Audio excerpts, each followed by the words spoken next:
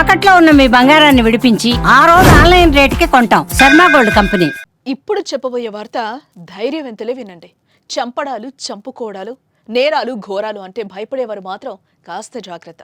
ఎందుకంటే దేశంలోనే భయంకరమైన కిల్లర్ గురించి తెలుసుకోబోతున్నాం. ఒకటి కాదు, రెండు కాదు, ఏకంగా 50 మందిని చంపేసిన క్రూరుడి గురించి చెప్పబోతున్నాను. అతడు చేసిన హత్యలు, హత్య చేసిన తర్వాత చేసిన పని అంత భయానకమే.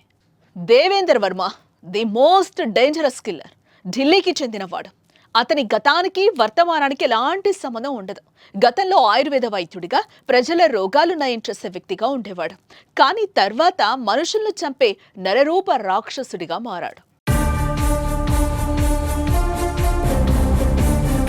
వైద్యుడిగా ఉన్న దేవేందర్ శర్మ 1995 సంవత్సరాన నేర ప్రపంచంలోకి అడుగుపెట్టాడు. గ్యాస్ డీలర్షిప్లో భారీ నష్టాలు రావడంతో వైద్యం చేసిన చెయ్యి కత్తిపట్టింది. గ్యాస్ డీలర్షిప్ ఒప్పందం విఫలం కావడంతో దేవేందర్ శర్మ భారీగా ఆర్థిక నష్టాలను చవిచూశాడు. దీంతో నకిలీ గ్యాస్ ఏజెన్సీ ప్రారంభించి అనంతరం అక్రమ అవయవాల వ్యాపారంలోకి ప్రవేశించాడు. ఆ తర్వాత అతడి నేర కార్యకలాపాలు అన్ని టాక్సీ, ట్రక్కు డ్రైవర్లే లక్ష్యంగా సాగాయి.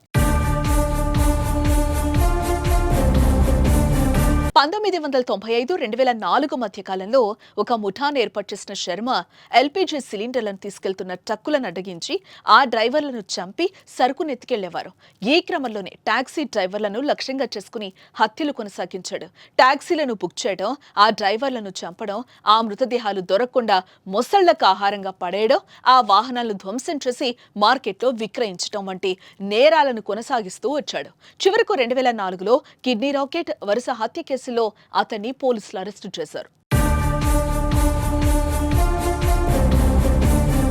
అతని 7 హత్యలు వెలుగులోకి రాగా ఇతడికి జీవిత ఖైదు పడింది. అయితే 2023 ఆగస్టులో తిహార్ జైలు నుంచి పేరోల్ పై విడుదలైన ఈ నరరూప రాక్షసుడు తిరిగి జైలుకు వెళ్లలేదు.